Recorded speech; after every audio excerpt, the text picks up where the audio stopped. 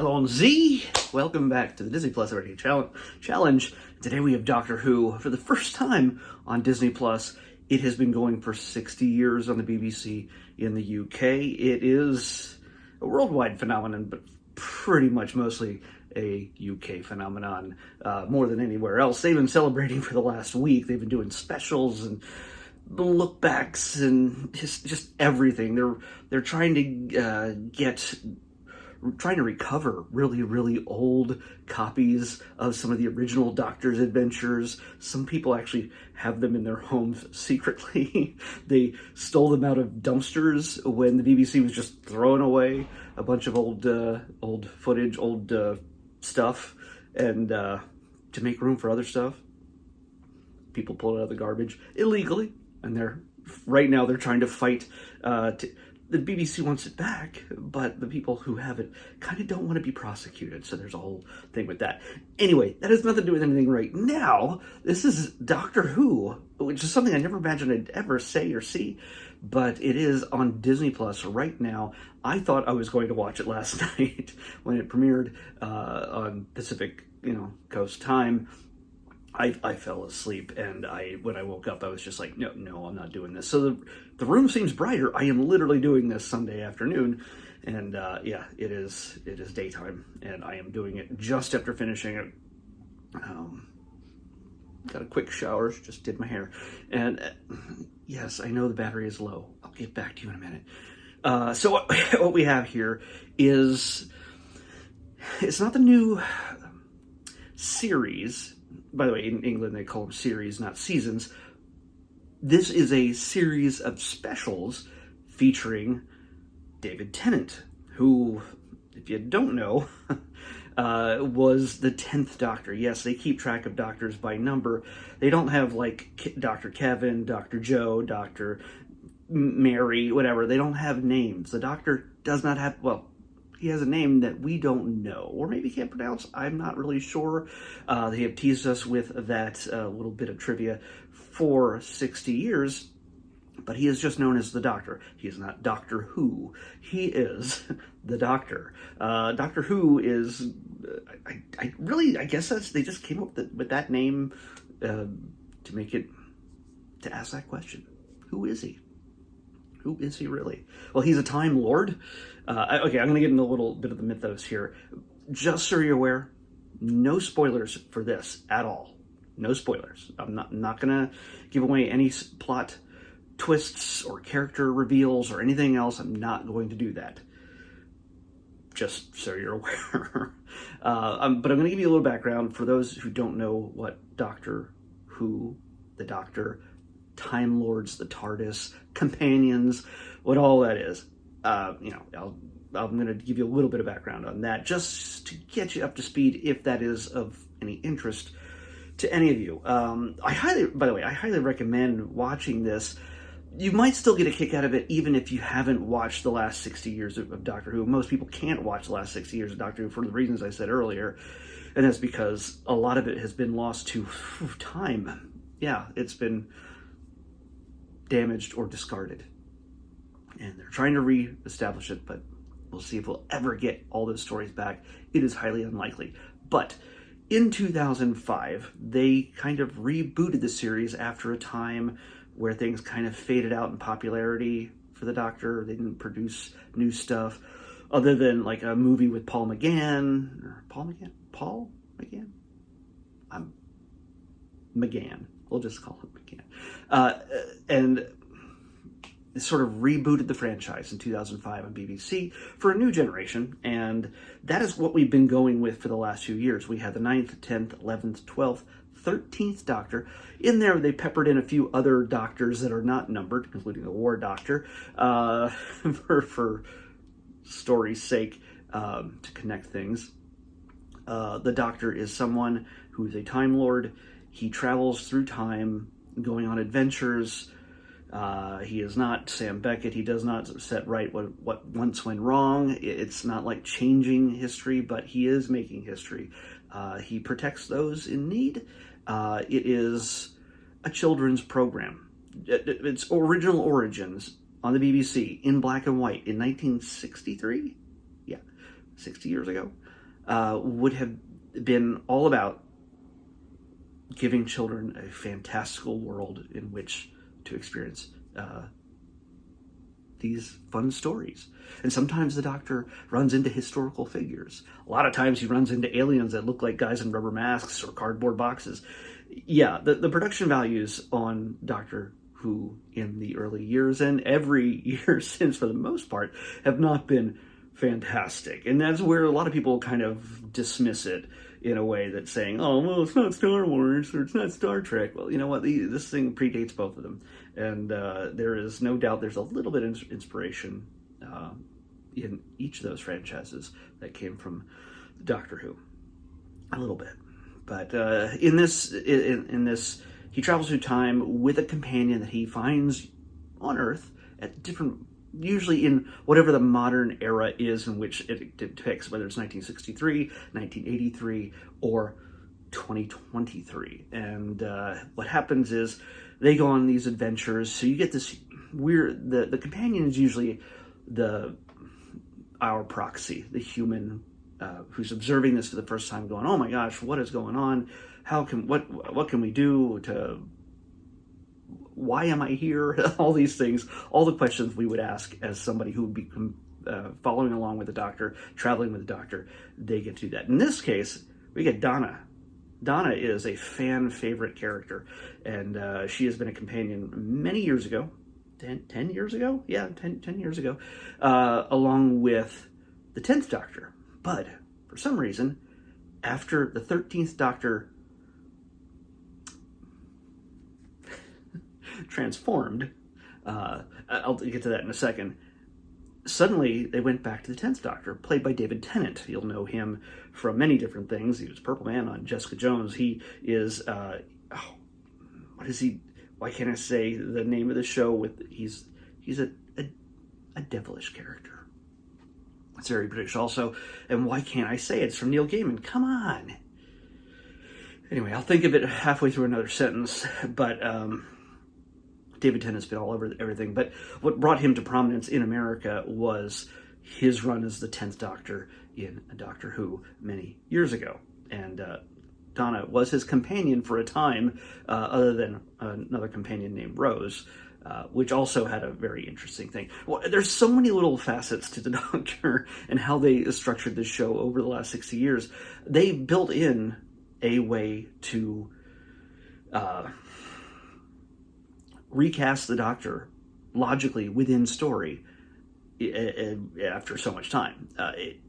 I don't know if that was necessarily the intention a long time ago. Before, it was just old white men that you could kind of tell apart in the early days. They all just had scarves and coats and hats and just sort of did British things. And, well, that's changed a lot in the years, and the Doctors had very widely differing looks over the years. But when an actor who's playing the Doctor is done with their time, whether it's their choice or the studios or whatever else, whenever they're done playing the Doctor, there is a moment of transformation. And why can I say the name? My brain is just not working at all. Again, the term will come to me way too late. They transform into the next version of the Doctor. And that is the next actor that takes on the role. And that next actor will take it on for a year, in some cases, like the 9th Doctor, a season, or many, many years, like Tom Baker. Tom Baker makes me think that if he was the 4th Doctor, it makes me think that he was a Doctor for a really long time, because that was the Doctor I grew up with. That was the first Doctor I ever experienced as a kid. He was mostly in the 70s, some of the 80s. I watched it on PBS reruns, so I don't know how old they were by the time I saw them. But yeah, Saturday or Sunday nights on PBS, before Star Trek, maybe before Benny Hill and Monty Python. Yeah, there was a lot of BBC programming I got to consume in my early teens, especially thanks to PBS. Most of it uncensored, which is really unsettling. So, except for Star Trek, which is, U.S. But so, so yeah, the new Doctor, it takes on a new face, and it takes on the face of the new actor, and well, it's confusing for everybody, including the Doctor this time for this series, that he looks like David Tennant again. And that's a question anybody who runs into him who knows the Doctor is like, why do you look like this? Why are you here? And the first person who actually asks him when he explains what he's been going through recently, the person goes, well, how would you know your future? He's like, oh, no. I'm not the previous Doctor. I am a brand new version. And yeah, yes, it can get confusing. It's time. There's a lot of time travel involved. So yeah, there's big stories. But the heart of all of this, I want to emphasize to you, yes, there's aliens, and there are visual effects that were ahead of their time, and some that still look very much behind the current time. But the heart of all this is a heroic story for children, and adults can enjoy it too. It's big sci-fi. But it is also a level of heroics and compassion that we rarely see with a hero. He is not a gun-toting, I'm going to save the world with a machine gun. He is not that. In fact, I forgot to bring out my sonic screwdriver. It's not easy to get to at this point. And it's the 11th Doctor's screwdriver anyway. So it had the moving little things. But, so yeah, he has a thing called a sonic screwdriver, which is a non-offensive weapon. It can be used somewhat offensively, but never in a deadly way. It gets, by the way, in this episode, in this first special, he uses it in very different ways. We get to see the sonic screwdriver do some things it's never done before. So that's kind of neat. Beyond the transformation that happens with every new Doctor, one of the great things is to see the new sonic screwdriver, to see the new TARDIS. The TARDIS always looks like the same on the outside, but on the inside, that changes too. We get to find a new companion, maybe. But yeah, we get to see a whole lot of new things. It's sort of a restart with a whole set of new adventures. As far as I know, there are only 3 specials featuring David Tennant, and we're going to move on to the 15th Doctor. He is technically the 10th and the 14th Doctor, David Tennant is. The 15th Doctor is already picked. We already know who he is, and, well, if you don't know, then I'm not going to spoil it for you. But he is different than the Doctors we've seen before. Let's just say that. Also, at the heart of a lot of Doctor Who stories, especially in the most recent years, are stories of inclusion and representation, and you're going to find that in spades here in this episode.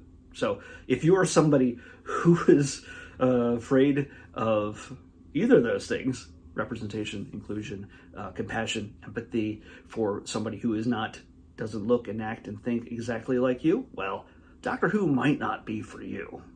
It might be something that you might use to learn about other people and learn about the experiences of other people, but odds of that ever happening are slim in my experience. So if you can't do it in real life, odds are you're not going to be entertained by it in fiction. But give it a chance, I'd say. You never know.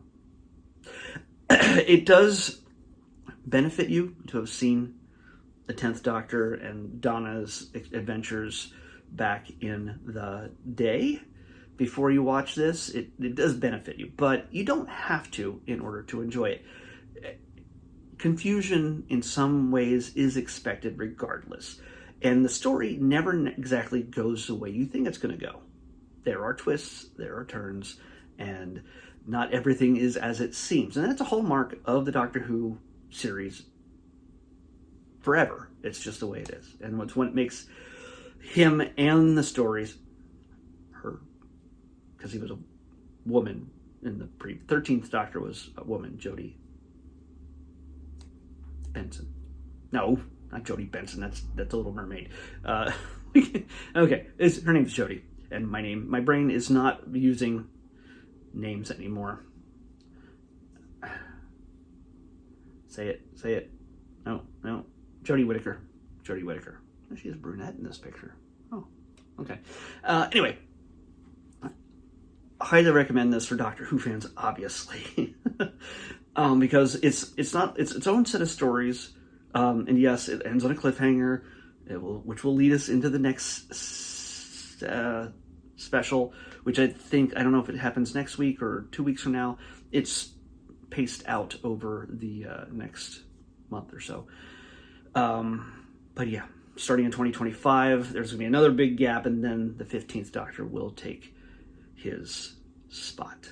So we know that the Tennant time has a very defined period, and enjoy it while it lasts, because David Tennant, for many, is their favorite Doctor. Everybody has their own favorite for different reasons, but what is at the heart of each one of these is that they are heroes, compassionate, empathetic, heroes that face impossible odds,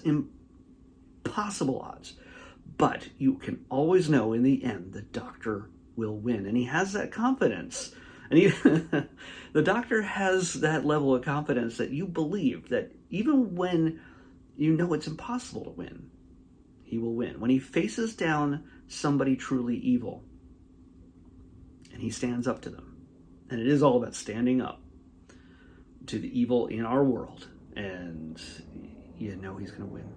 It's a very hopeful show. It's a very, if you don't already know that, it's a very hopeful show. And there are some really dark times in this. Some scary times, in fact. There's some times where I was thinking, man, this is probably the scariest that thing I'd probably ever show a young child. I mean, kids in the UK grow up with this over generations, have grown up with Doctor Who. It is, I mean, maybe I could be wrong about this, so you can correct me, UK folks, but this is as part of the culture as football and the Queen. Or now the King, but the Queen was there for all of it. Like, I mean, I'm pretty sure all the doctors, she's met all the doctors, right? I would think so. But anyway, yes, watch it. It's a good time. It might inspire you to go back and watch all the previous ones. Don't let the low production values scare you. The UK does not have Hollywood money, especially in the 60s, 70s, 80s, and 90s. Yes, it will look not perfect. It's okay. Some of the cheese is really good. It's really, really good cheese. So, but just know that the production values, because it's now on Disney Plus, have been raised considerably. It's gone up a lot. In fact, there's one character in this that is partially, the episode's called the Star Beast. I'm going to tell you, there's a Star Beast. There's an alien creature, and it's part practical and part digital, but you can't necessarily tell where that changes over. It's really well done. And the only thing I'm gonna spoil in this it's not really a spoiler, but the person who does the voice of that character is Miriam Margolyes, which a lot of you might know as Professor Sprout from the Harry Potter series. So yeah, it's neat. Oh, it just died. Well, it doesn't really matter anyway. I'm not picking the next episode because I already figured it out. I know what the next 6 or 7 episodes for the next week. I already know. Almost the next week. I already know what we're watching for the next 6 episodes, 6 days. We're watching tomorrow Raiders of the Lost Ark, Indiana Jones and the Raiders of the Lost Ark, mainly because we're going to watch all of the Indiana Jones films back to back in order, leading up to December 1st premiere of Indiana Jones and the Dial of Destiny. And then the documentary about Indiana Jones and Harrison Ford right after that. So we've got a good solid week of Indiana Jones ahead of us. So tomorrow, Indiana Jones and the Raiders of the Lost Ark, the original 1981 classic, on the Disney Plus Everyday Challenge. I'll see you back here tomorrow with that.